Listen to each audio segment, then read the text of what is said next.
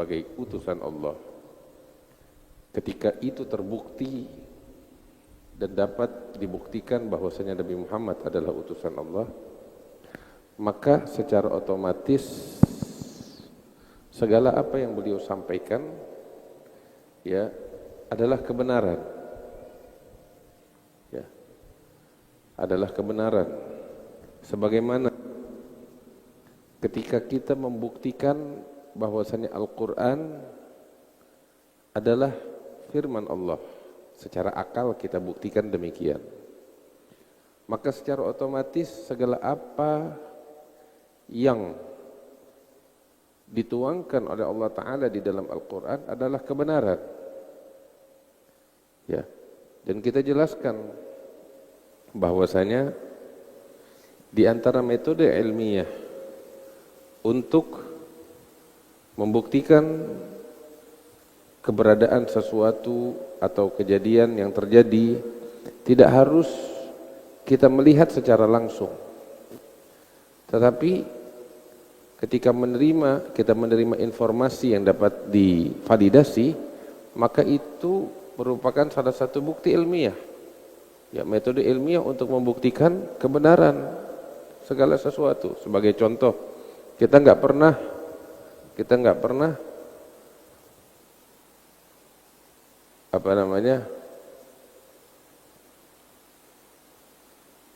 pernah menghadiri dan melihat dengan mata kepala kita secara langsung tentang apa yang terjadi di Aceh tahun 2002, yaitu tsunami yang besar. Kita nggak pernah lihat itu dan kita tidak pernah menghadirinya. Tetapi orang-orang yang mengalami itu secara langsung memberikan informasi kepada kita, baik informasi langsung ataupun dengan perantara, dan jalur itu dapat divalidasi, maka informasi yang sampai kepada kita dapat dibuktikan kebenarannya.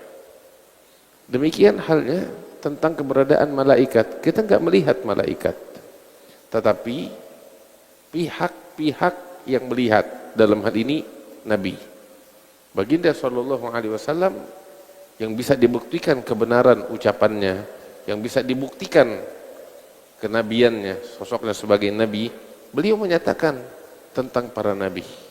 Al-Quran yang bisa dibuktikan bahwasanya dia adalah firman Allah secara ilmiah, secara akal, menyatakan keberadaan malaikat, maka informasi yang datang dalam Al-Quran dapat kita percaya. Dan kemarin dalam pembahasan kita panjang lebar telah kita buktikan, kita bahas tentang malaikat. Nah, kemudian selanjutnya adalah pembahasan tentang para utusan Allah Subhanahu wa Ta'ala.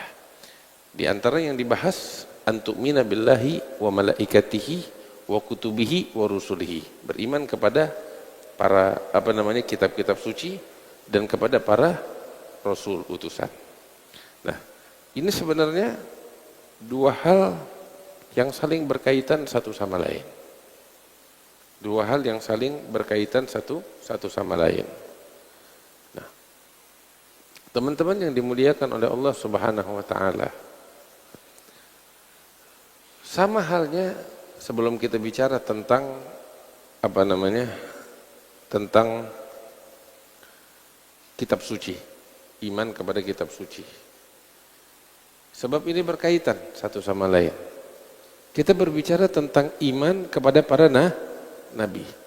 Kita diminta oleh Allah Ta'ala untuk percaya bahwasanya ada orang-orang yang dipilih oleh Allah untuk berkomunikasi dengan Allah Ta'ala dan untuk menyampaikan pesan-pesan dari Allah kepada sekalian makhluknya, manusia dan jin. Ya kan? Kita diminta percaya untuk itu. Tentang hal itu, ada orang-orang tertentu yang dipilih oleh Allah Ta'ala untuk berkomunikasi secara langsung dengan Allah, dan mereka ya mendapatkan pesan-pesan dari Allah untuk disampaikan kepada umat manusia. Nah, orang-orang pilihan ini disebut dengan sebutan Nabi. Ya, disebut dengan sebutan Nabi. Ketika mereka berkomunikasi dengan Allah, mereka disebut dengan Nabi. Ketika mereka diperintahkan untuk menyampaikan risalah, pesan, mereka disebut Rasul. Kita diminta percaya, meyakini ada orang-orang semacam ini. Dan saya rasa kita udah bahas banyak tentang hal ini, bahwasanya orang-orang semacam ini ada di muka bumi. Kita dapati yang pertama adalah Muhammad SAW. Dia menyatakan dirinya sebagai orang yang berkomunikasi dengan Tuhan. Dan kita buktikan kebenaran sosoknya sebagai nabi yang berkomunikasi dengan Tuhan. Kita udah buktikan panjang lebar. Terus di dalam penyampaiannya pun beliau menyatakan ada di luar sana orang-orang yang seperti aku, yang juga berkomunikasi dengan Tuhan di masa yang lalu, seperti Musa, seperti Isa, seperti Ibrahim. Muhammad menyatakan itu.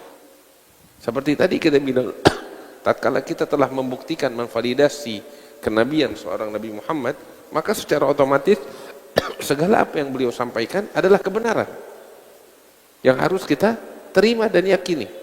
Dan beliau menyampaikan di luar sana ada makhluk-makhluk Allah, makhluk pilihan Allah, manusia pilihan yang dipilih untuk berkomunikasi dengan Tuhan, sama seperti sosok Muhammad, seperti Musa, Ibrahim, Isa, nabi-nabi yang lainnya.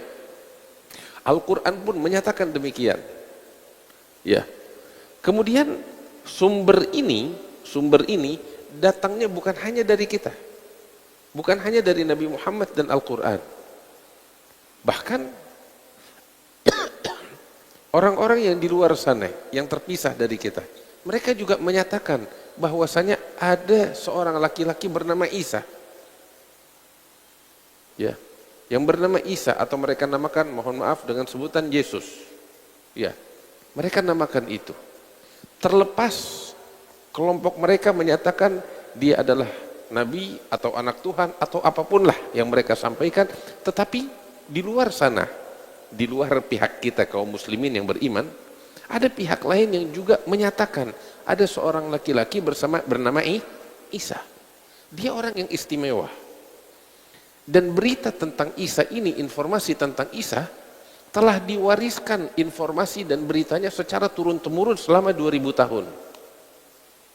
Sehingga keberadaan sosoknya itu bisa divalidasi. Bisa divalidasi. Dan kita juga melihat sejarah-sejarah yang menulis tentang dirinya. Informasi sejarah yang menulis tentang dirinya. Kita dapati sosoknya pun tentang Isa secara khusus, ya, diceritakan bahwasanya dirinya berkomunikasi dengan Tuhan, dirinya menyampaikan pesan-pesan Tuhan. Inilah definisi Nabi dan Rasul. Terus juga kita dapati di luar sana ada pihak lagi selain kita, yaitu orang-orang Yahudi yang menyatakan bahwasanya di luar sana ada seorang laki-laki bernama Musa. Dia orang yang istimewa, dia begini dan begitu, disebutkan panjang lebar. Artinya informasi tentang manusia pilihan yang berkomunikasi dengan Tuhan bukan sekedar datang dari kita umat Islam, tapi juga sumbernya dari di luar umat Islam, dari orang Yahudi, dari orang Nasrani. Bahkan bukan hanya dari Yahudi dan Nasrani, banyak kelompok-kelompok tertentu mengklaim bahwasanya sosok yang mereka agungkan itu adalah orang yang berkomunikasi dengan Tuhan. Paham teman-teman? Artinya apa? Titik yang ingin saya sampaikan di sini adalah terdapat manusia-manusia yang dipilih oleh Tuhan untuk berkomunikasi dengan Tuhan dan untuk menyampaikan pesan-pesan Tuhan kepada umat manusia. Itulah yang dinamakan dengan sebutan Nabi. Kita diminta percaya untuk itu, tentang hal itu. Kita diminta untuk meyakini itu. Dan kita katakan keberadaan para nabi masuk dalam akal. Contohnya adalah kenabian seorang Muhammad yang tidak bisa dibantah lagi. Kenabian seorang Muhammad nggak bisa dibantah lagi secara akal. Beliau membuktikan dirinya sebagai nabi dan nggak bisa dibantah oleh siapapun. Ya. Apabila kenabiannya tidak bisa dibantah, maka segala apa yang beliau sampaikan tentang para nabi terdahulu pun harus diterima dengan akal. Inilah dalil akli tentang iman kepada para utusan, para nabi, para rasul. Itu satu. Kemudian lain dari itu, kita diminta untuk percaya bahwasanya Tuhan Allah Ta'ala berkomunikasi kepada hamba-hamba pilihan itu. Iya kan? Terus ada komunikasi antara Tuhan dengan hamba pilihan itu, komunikasi yang bersifat pribadi antara dia dengan Tuhan. Ada yang bersifat pesan-pesan yang Tuhan minta kepada orang-orang pilihan itu untuk menyampaikan kepada umat manusia. Jelas? Nah, pesan-pesan ini adalah firman Tuhan, ucapan Tuhan, yang dilimpahkan kepada para nabi dan rasul untuk disampaikan kepada umat. Ya, ini adalah firman Allah. Jelas, pesan-pesan yang datang dari Tuhan.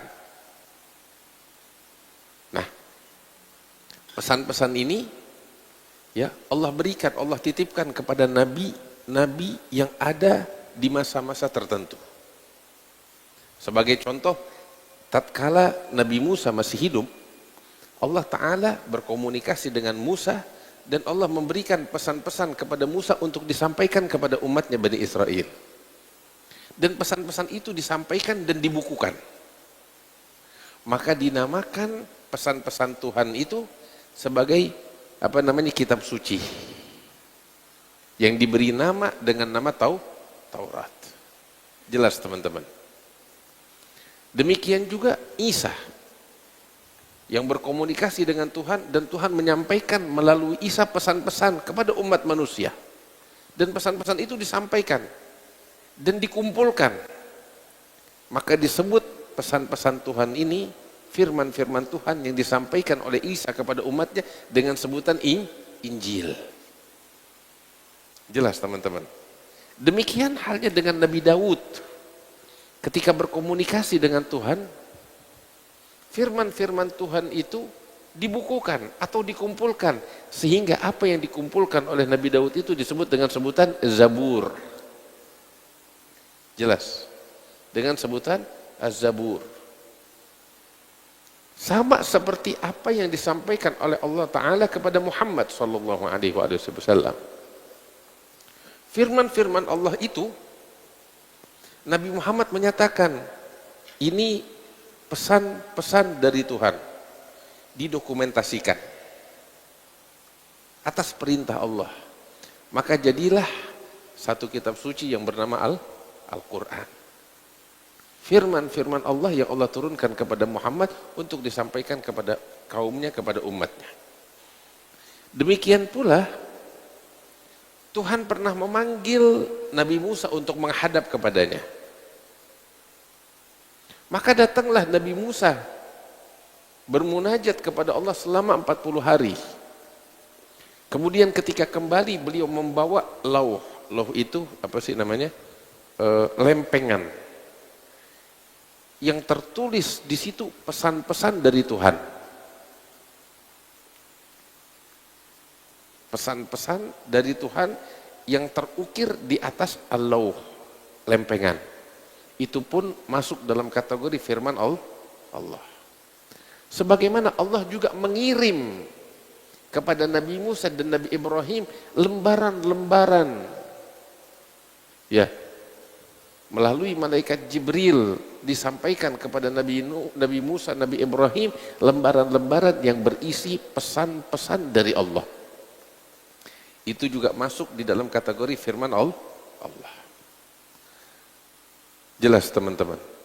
Dan ini semua ya dinyatakan oleh Allah Ta'ala di dalam Al-Quran. Dan kita diminta untuk percaya.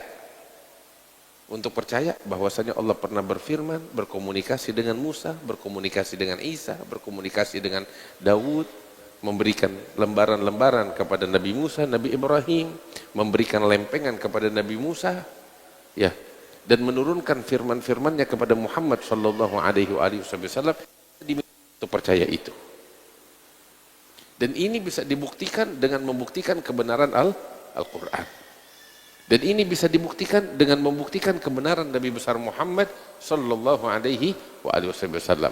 Itulah yang diminta ketika kita diminta untuk minabillah wa malaikatihi wa kutubihi. Kita diminta untuk percaya, meyakini bahwasanya Allah Subhanahu wa taala berfirman kepada nabi-nabi.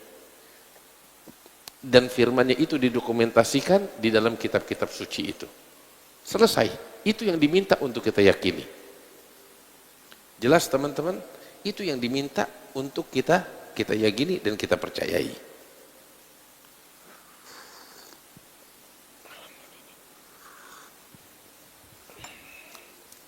Sampai di sini selesai. Dan kita gak diminta di dalam agama Islam, gak diminta untuk mengetahui secara detail dan terperinci isi kitab suci nabi-nabi yang terdahulu. Kita nggak diminta. Kita hanya diminta untuk percaya. Ingat yang saya sampaikan. Kita hanya diminta untuk percaya bahwasanya Allah menurunkan kitab suci kepada Nabi Musa. Menurunkan kitab suci kepada Nabi Isa. Menurunkan kitab suci kepada Nabi Daud, menurunkan kitab suci atau lembaran-lembaran kepada Musa dan Ibrahim, menurunkan atau memberikan kepada Nabi Musa satu lempengan yang berisi pesan-pesan darinya, dari Allah Ta'ala. Itu yang kita diminta untuk percaya. Dan kita juga diminta untuk percaya bahwasanya Tuhan berfirman kepada para nabinya dan menurunkan kitab-kitab suci kepada mereka. Apa kitab sucinya? Udah sampai di situ doang kita diminta. Nggak perlu tahu lebih dalam. Dan kita diminta secara khusus oleh Allah untuk percaya bahwasanya Muhammad menerima kitab suci bernama Al-Quran. Dan kita harus meyakini segala apa yang ada di dalam Al-Quran secara terperinci. Sampai di situ. Lebih dari itu kita nggak dituntut. Dan itulah iman yang diminta oleh Allah kepada kita terkait kitab-kitab suci. Jelas teman-teman? Sampai di situ. Sampai di situ. Baik. Kalau ini udah jelas, timbul satu pertanyaan. Habib, apakah kitab Taurat yang ada di tangan orang Yahudi itu kitab suci yang Allah turunkan kepada Nabi Musa? Habib, apakah kitab Injil yang ada saat ini atau Bible Perjanjian Baru, ada Injil Matius, Injil Markus, Injil Lukas, Injil Yohanes dan lain sebagainya, yang ada di tangan orang-orang Kristiani, apakah itu Injil yang wajib kita yakini isinya? Apakah kitab Mazmur yang ada di Perjanjian Lama yang dinisbahkan kepada Nabi Daud, apakah itu kitab Zabur yang Allah sebut di dalam Al-Quran yang wajib kita yakini? Kita katakan, teman-teman, kita tidak diminta oleh Allah Ta'ala untuk satu, mengetahui, dua, meyakini apa yang tadi disebut, yaitu kitab Taurat yang di tangan orang-orang Yahudi saat ini, Perjanjian Baru, Perjanjian Lama yang di tangan orang-orang Nasrani saat ini, kitab Mazmur yang dinisbahkan kepada Nabi Daud yang ada di dalam Perjanjian Lama. Ya, kita nggak diminta untuk mengetahui dan meyakini itu sebagai firman Tuhan. Kita nggak diminta itu.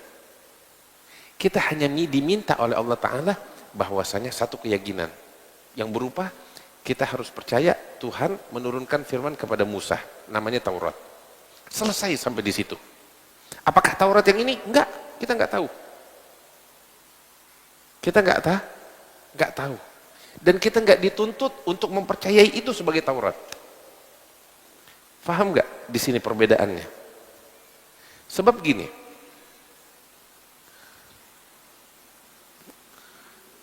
teman-teman, saya percaya bahwasanya Allah menurunkan Al-Quran kepada Nabi Muhammad. Sampai di situ selesai.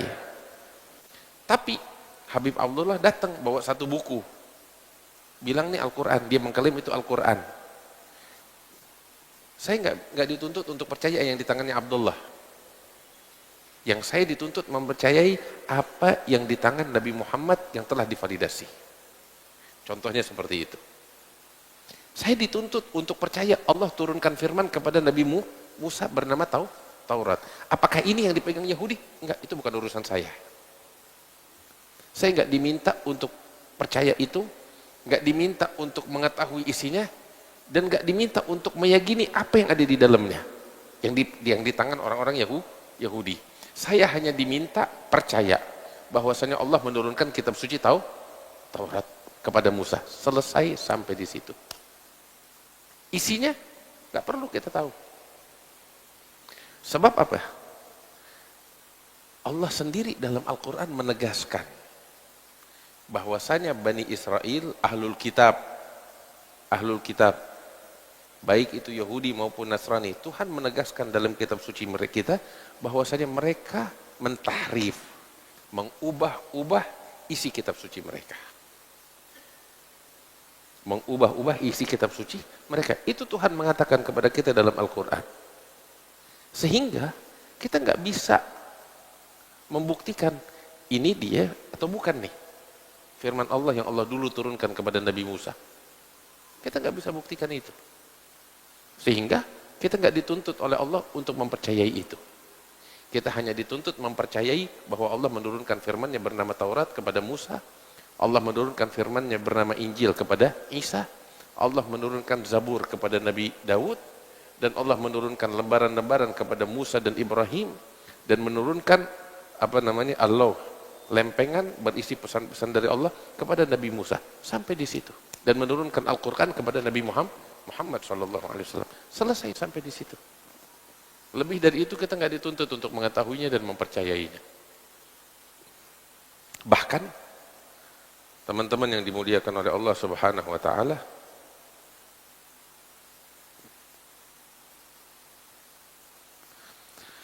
la ilaha illallah.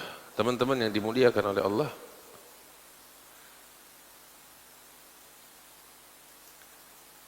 secara ilmiah itu ada metode untuk membuktikan. Macam saya jelaskan kemarin tentang jangan Al-Quran deh, hadis Nabi. Hadis Nabi masih terlalu jauh. Hadis Nabi masih terlalu jauh. Sekarang saya bilang,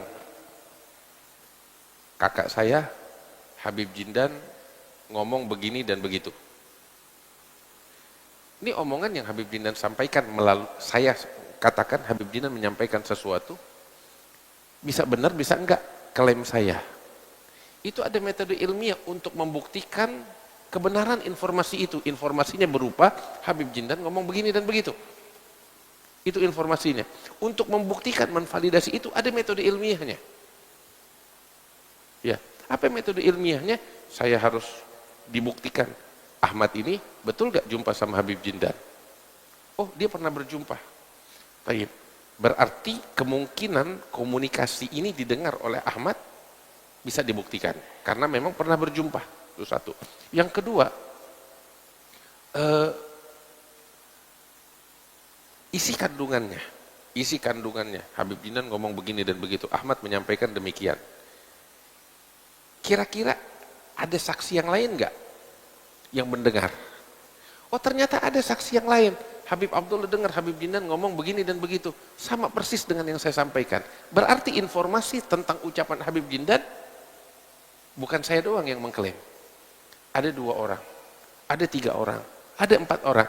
Sehingga kalau udah banyak kayak begini bisa dipastikan betul apa adanya Habib Jindan ngomong begini dan begitu. Itu ada metode ilmiahnya.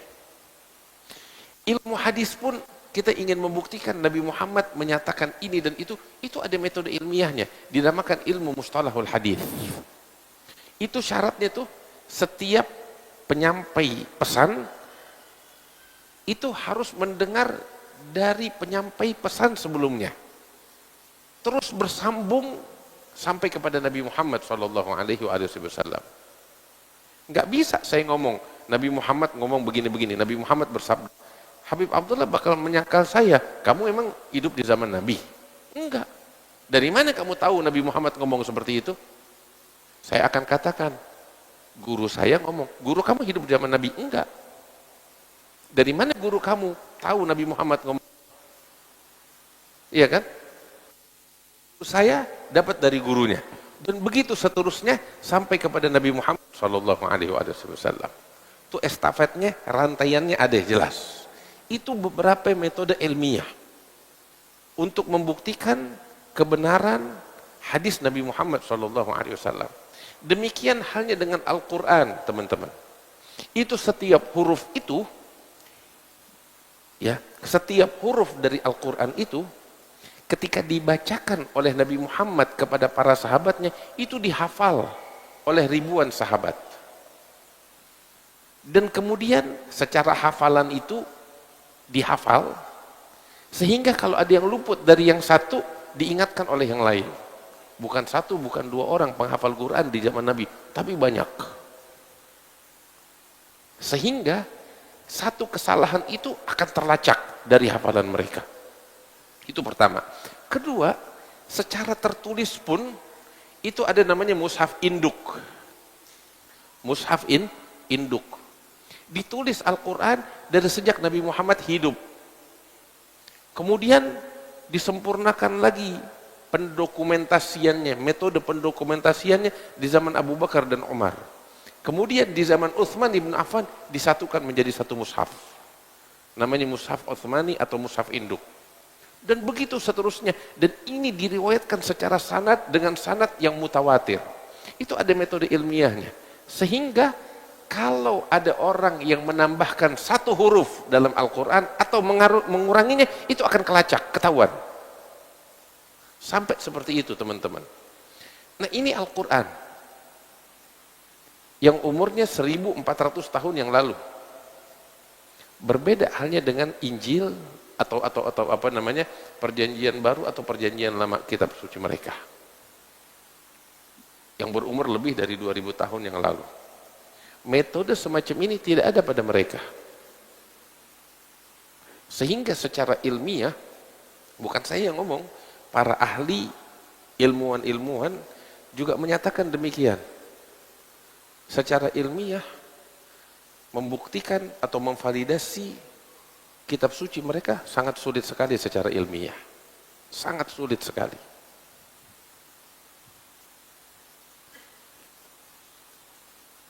Mungkin dalam hal ini bukan ranah saya untuk berbicara tentang agama yang lain di forum terbuka semacam ini. Tetapi secara ilmiah dinyatakan demikian di dalam jurnal-jurnal ilmiah para ilmuwan. Mereka menyatakan demikian.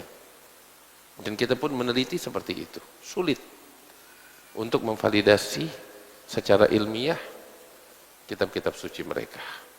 Karena memang sudah terlalu lama, ribuan tahun, dan lain sebagainya.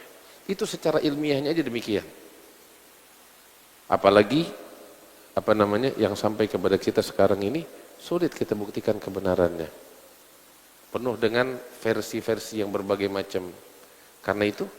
Oleh karena itu, Islam gak menuntut kita nih umatnya untuk mempercayai apa yang di tangan orang-orang Yahudi dan Nasrani saat ini. Apalagi mempercayai segala isinya. Enggak. Kita hanya dituntut untuk mempercayai Allah menurunkan kitab suci kepada Musa, Allah menurunkan kitab suci kepada Isa, Allah menurunkan kitab suci kepada Daud, Allah menurunkan lembaran-lembaran kepada Musa dan Ibrahim, Allah menurunkan lempengan kepada Musa, dan Allah menurunkan kitab suci secara umum kepada nabi-nabinya. Sampai di situ, selesai. Adapun khusus Al-Quran, kita diminta untuk meyakininya dan meyakini segala apa yang ada di dalamnya, segala isinya. Sampai di situ, selesai. Jelas teman-teman yang dimuliakan oleh Allah, itulah makna al-iman an tu'mina billah wa malaikati wa kutubihi wa rusulihi. Ini dua hal yang kita bahas di malam hari yang mulia ini. Saya rasa jelas penyampaian ini teman-teman yang dimuliakan oleh Allah Subhanahu wa taala. Nah, sebelum kita lanjut ke pembahasan selanjutnya, saya ingin tanya, apakah ada yang ingin bertanya teman-teman terkait pembahasan ini? Tafadhol, silakan. Kalau ada yang mau nanya silakan. Sebelum kita lanjut ke pembahasan berikutnya.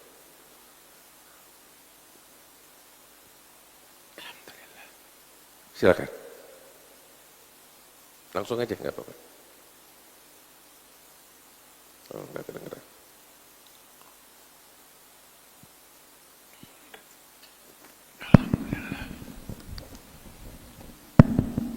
Assalamualaikum warahmatullahi wabarakatuh. Waalaikumsalam warahmatullahi. Terima kasih atas kesempatan yang diberikan Habib. Menurut rukun iman kita, yang dibicarakan tadi masalah keimanan kita terhadap kitab-kitab Allah, kita harus meyakini. Ini ada cerita pribadi, Beb. Ada seorang pendeta, sudah mungkin puluhan tahun yang lewat. Pendetanya itu dulu di Kaltim, tapi dia masuk Islam sampai anaknya, istrinya semua berubah nama. Lupa saya namanya Pak, Beb, lupa. Jadi ceritanya kalau di Injil itu katanya tidak murni lagi. Apapun kita, apalagi Zabur, Taurat, tambah lagi. Karena itu sudah ada perubahan. Seandainya orang Kristiani itu memegang Injil Barnaba yang asli, dia akan masuk Islam, dia akan lepas Injil itu. Karena di situ menceritakan tentang kenabian Nabi Muhammad SAW. Jadi tidak murni, jadi tidak bisa percaya. Jadi beliau ceritanya ringkas saja, dia dapat mimpi itu, petunjuk tentang masuk Islam itu. Dia katanya, dia cerita begini, kalau di pendeta saya urutan kedua se-Indonesia itu, dia pegawai Pertamina kalau nggak salah. Jadi dia cerita saking tingginya gajinya di pendeta itu mengalahi gajinya di Pertamina itu. Jadi luar biasa gajinya katanya. Tapi saya tidak menang itu, tapi Islam ini tidak ada bandingannya sekalipun si istri dunia katanya. Saya alhamdulillah masuk Islam, dia bersyukur. Kemudian dia cerita, ini betul-betul dia bagi saya alhamdulillah, katanya alhamdulillah. Jadi semuanya masuk Islam, istrinya, anak-anaknya semuanya berubah nama. Mungkin itu aja. Jadi yang lain itu kita percaya Injil diturunkan kepada Nabi Isa, Zabur kepada Nabi Daud dan seterusnya. Kita percaya, tapi sesuai dengan Habib tadi. Tapi masalah isinya kita tidak perlu percaya lagi. Bahwa percaya kitab-kitab itu memang diturunkan kepada nabi-nabi yang sebelum Nabi Muhammad. Itu aja kira-kira ringkasnya ya. Mudah-mudahan ada hikmahnya. Ini betul cerita, bukan cerita, tapi kenyataan. Ya, terima Demikian. kasih banyak. Assalamualaikum warahmatullahi. Waalaikumsalam warahmatullahi. Ada yang mau bertanya lagi kira-kira? Ada yang mau bertanya terkait pembahasan kita?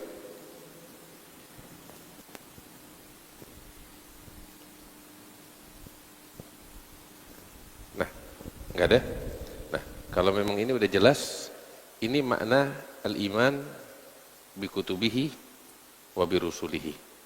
Insyaallah bulan depan kita akan bahas tentang iman bil yaumil akhir wa bil qadari khairihi wa syarrihi minallahi ta'ala. Itu pembahasan bulan depan insyaallah. Nah, masih terkait tentang kitab suci yang ingin saya sampaikan. Tapi pembahasan lain lagi. Lebih dalam lagi. Teman-teman yang dimuliakan Allah,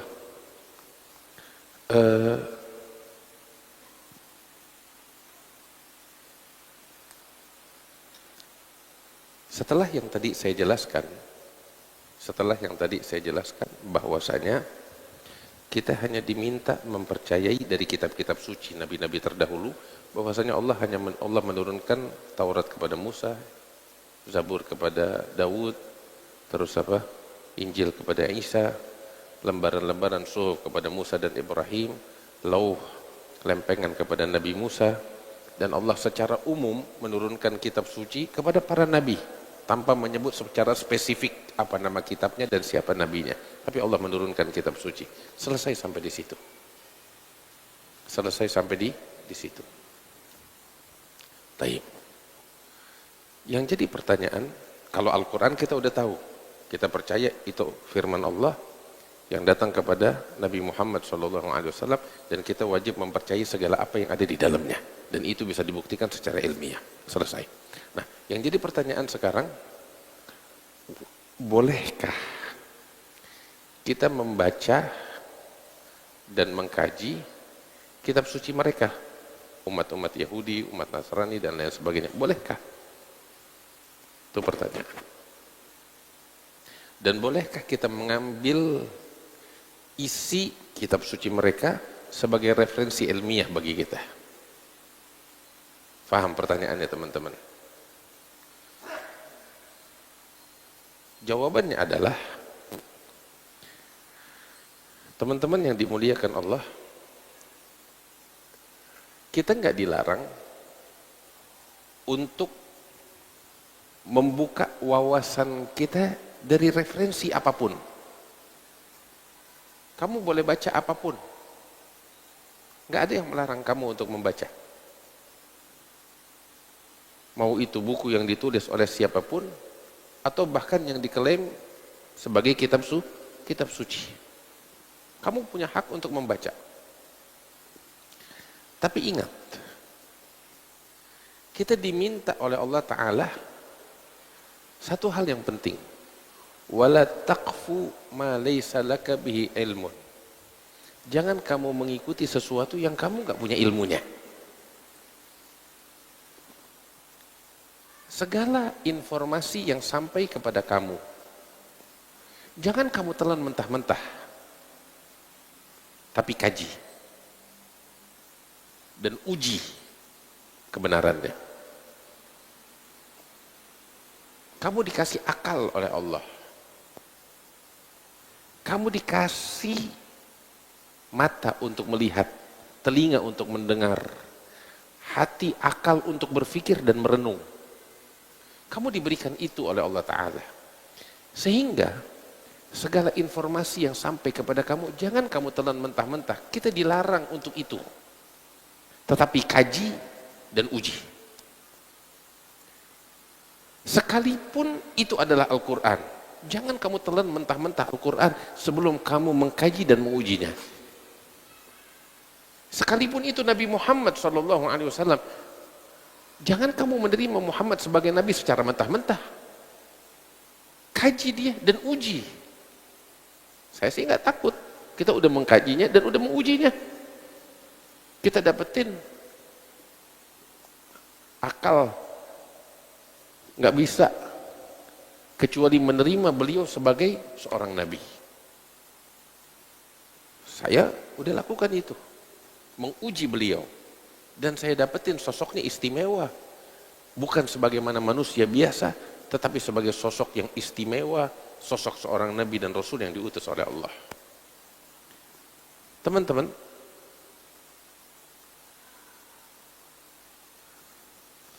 ketika kita membaca segala informasi yang masuk kepada kita, buku yang ditulis, informasi yang sampai, biasakan, jangan kita menelan mentah-mentah, tapi uji.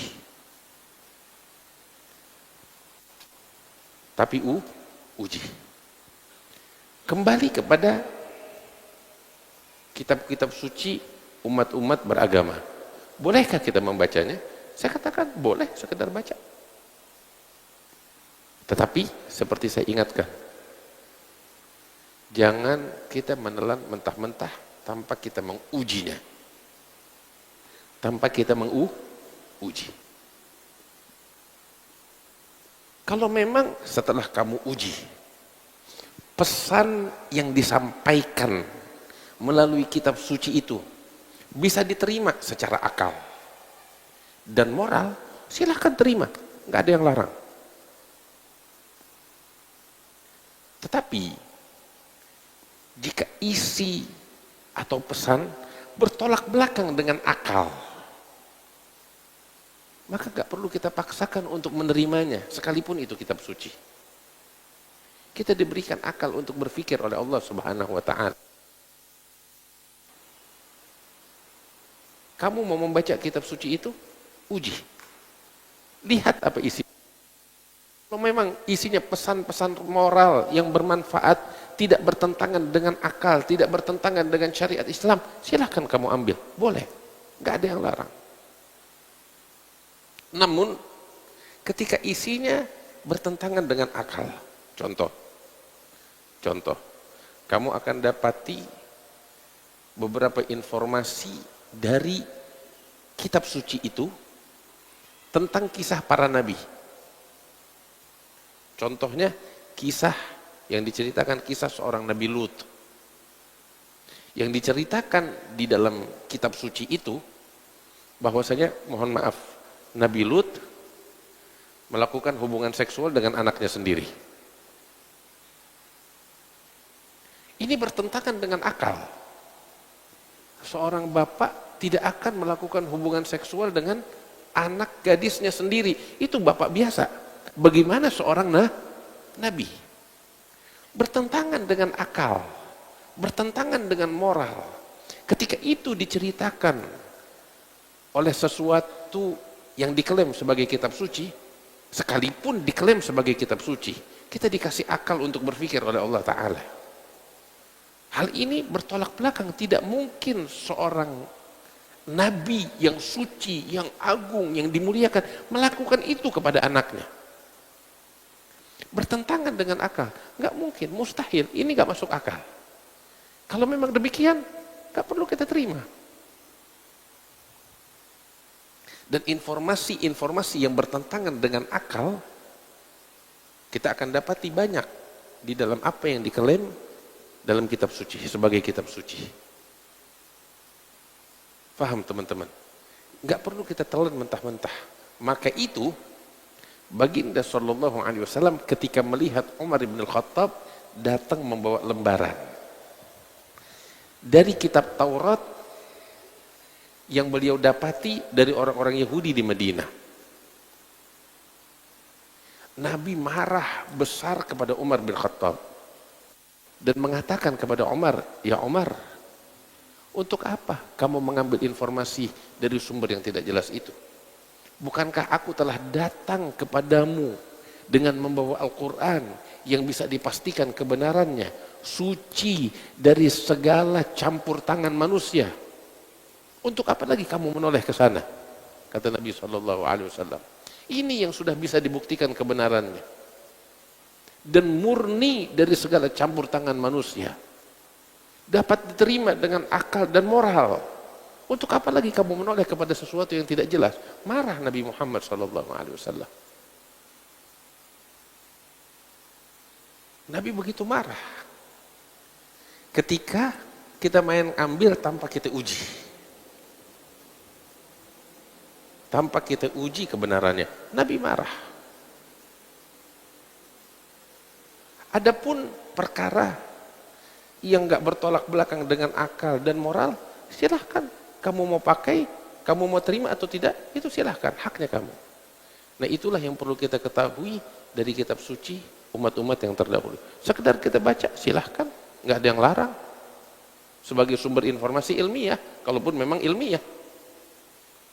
Kalaupun memang ilmiah. Seperti itu teman-teman yang dimuliakan oleh Allah. Udah waktu belum? 2 menit lagi. Jelas. Nah, ini hal yang ingin saya sampaikan teman-teman yang dimuliakan oleh Allah Subhanahu wa Ta'ala. Mudah-mudahan apa yang saya sampaikan ini bisa difahami. Sebelum kita tutup sebentar lagi, 2 menit lagi, adzan. Ada yang mau bertanya atau tidak tentang hal ini? Silakan.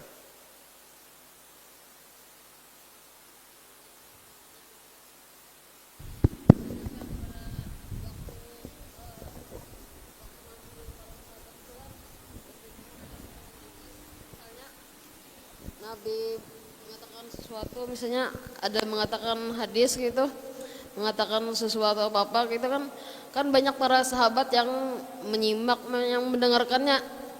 Dan siapakah di antara para sahabat-sahabat yang banyak itu yang berhak untuk meriwayatkan hadis tersebut? Beda kan misalnya waktu misalnya Nabi di rumah Sayyidatina Aisyah, kan cuma berdua kan, Nabi dengan Sayyidina Aisyah saja berhak Sayyidatina Aisyah yang meriwayatkannya. Bagaimana itu kalau para sahabat yang banyak itu kan banyak tuh yang mendengarkan, siapa yang berhak meriwayatkan hadis tersebut? Nah, ini pertanyaan bagus, menarik banget. Ini pertanyaan orang yang kritis, dan seperti ini kita seharusnya. Sahabat mendengar dari Nabi Muhammad SAW, apa yang disampaikan oleh para sahabat kalau memang betul-betul dari seorang sahabat, itu bisa dipercaya. Ya, makanya para ulama mengatakan mereka telah membuktikan para sahabat itu udul itu terpercaya, tiga. Ya, cuman sekalipun demikian, apa yang mereka sampaikan pun masih diuji. Contoh, misal Abu Hurairah orang luar, beliau bercerita tentang detail keadaan Nabi Muhammad di dalam rumahnya. Ini kan timbul pertanyaan, Abu Hurairah tahu dari mana? Abu Hurairah nggak masuk ke rumahnya Nabi, kok bisa bercerita secara detail tentang keadaan Nabi Muhammad dalam rumahnya? Sampai seperti itu kita harus kritik, mengkritisi seorang Abu Hurairah. Ternyata ketika ditelusuri, betul Abu Hurairah nggak masuk ke rumahnya Nabi, tapi dia mendengar dari Aisyah. Aisyah bercerita Nabi ketika di rumah begini dan begitu. Abu Hurairah menyampaikan tanpa menyebut Aisyah, langsung potong potong kompas, jalur potong kompas seperti itu. Sehingga Abu Hurairah bilang Nabi di dalam rumah begini-begini. Nah, itu timbul pertanyaan. Nah, ketika timbul pertanyaan, kita harus menelusurinya. Dari mana Abu Hurairah dapat itu? Itu contoh. Sebagaimana Aisyah mau berbicara tentang perang Badar misalnya. Aisyah cerita Nabi di perang Badar begini dan begitu. Entar dulu Aisyah, sekalipun kamu jujur, tapi kamu nggak ikut hadir di peperangan Badar. Yang hadir peperangan Badar Abu Bakar, Umar, atau Ali. Kalau Ali yang cerita, kita terima, dia saksi mata. Kamu nggak hadir perang Badar, dari mana kamu? Maka ketika ditelusurin, kita dapetin ternyata Aisyah dapat informasi tentang perang Badar dari suaminya, dari Rasulullah secara langsung. Seperti itu. Kita percaya Aisyah jujur. Karena itu kita nggak tolak ucapannya, tapi kita telusuri dari mana sumber utamanya. Paham teman-teman? Seperti itu. Contoh yang lain, Abu Hurairah cerita detail tentang pertempuran di medan Uhud. Pertempuran di medan perang Uhud. Abu Hurairah cerita. Abu Hurairah jujur. Kita terima mentah-mentah? Enggak. Ini timbul pertanyaan. Abu Hurairah masuk Islam tahun ke-7 Hijriah. Sedangkan perang Uhud sebelumnya 3 tahun. Abu Hurairah belum ada di Madinah ketika terjadi perang Uhud.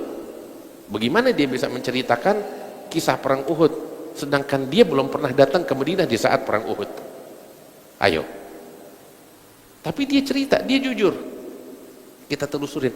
Ternyata Abu Hurairah dapat informasi dari Ali bin Abi Thalib, katakan, yang hadir peperangan Uhud. Dan dia menceritakannya dengan cara potong kompas. Seperti itu. Nah, ini metode-metode ilmiah di dalam membuktikan informasi yang sampai kepada kita tentang Nabi besar Muhammad sallallahu alaihi wasallam. Saya rasa jelas. Wallahu a'lam. Ada lagi yang mau bertanya? Nah, kalau memang nggak ada, insya Allah dalam pertemuan bulan depan kita akan membahas tentang iman kepada hari akhir dan iman kepada qada dan qadar. Mudah-mudahan Allah bukakan hati kita, Allah jadikan kita sebagai orang-orang yang bertakwa kepada Allah Subhanahu wa taala. Hadirin yang dimuliakan Allah, kita sama-sama tutup majelis kita dengan sama-sama kita berqasidah, dan siapa-siapa yang ingin ikut berdonasi di dalam program-program kami Al-Hawta Al-Jindaniyah, mudah-mudahan dicatat pahala dan keberkahan oleh Allah Subhanahu wa taala. Ya Rabbi bil Mustafa balligh maqasidana waghfir lana ma madha ya wasi'al karami. Ya Rabbi bil Mustafa balligh maqasidana waghfir lana ma madha ya wasi'al karami. يا أرحم الراحمين يا أرحم الراحمين يا أرحم الراحمين فرج على المسلمين. بالمصطفى بلغ مقاصدنا واغفر لنا ما مضى يا واسع الكرم. يا ربنا يا كريم يا ربنا يا رحيم أنت الجواد الحليم وأنت نعم المعين. يا رب بالمصطفى بلغ مقاصدنا واغفر لنا ما مضى يا واسع الكرم. وليس نرجو سواك فادرك إلهي درى قبل الفناء والهلاك يا أم دنيا ودين. يا رب بالمصطفى بلغ مقاصدنا واغفر لنا ما مضى يا واسع الكرم. يا ربنا يا مجيب أنت السميع القريب ضاق الوسيع الرحيب فانظر إلى المؤمنين. يا رب بالمصطفى بلغ مقاصدنا واغفر لنا ما مضى يا واسع الكرم. نظرة تزيل العناء عنا وتدني المنى منا وكل الهناء نعطاه في كل حين. بالمصطفى بلغ مقاصدنا واغفر لنا ما مضى يا واسع الكرم. رب اسقنا غيث عام نافع مبارك دوام يدوم في كل عام على ممر السنين. يا رب بالمصطفى بلغ مقاصدنا واغفر لنا ما مضى يا واسع الكرم. رب حين شاكرين وتوفنا مسلمين نبعث من الآمنين في زمرة السابقين. يا رب بالمصطفى بلغ مقاصدنا واغفر لنا ما مضى يا واسع الكرم. واغفر لكل الذنوب واستر لكل العيوب واكشف لكل الكروب واكفي أذى المؤذين. يا رب بالمصطفى بلغ مقاصدنا واغفر لنا ما مضى يا واسع الكرم. واختم بأحسن ختام إذا دنا الانصرام وحان حين الحمام وزاد راش الجبين. يا رب بالمصطفى بلغ مقاصدنا واغفر لنا ما مضى يا واسع الكرم. اللهم صل وسلم وبارك عليه وعلى آله بالقبول تمام كل سول وصلي شان ظهر باطنا أن يغفر الذنوب ويستر العيوب ويكشف الكروب ويعجل بالمطلوب ويصلي شان ظهر باطنا وإلى حضرة النبي محمد صلى الله عليه وسلم. الفاتحة.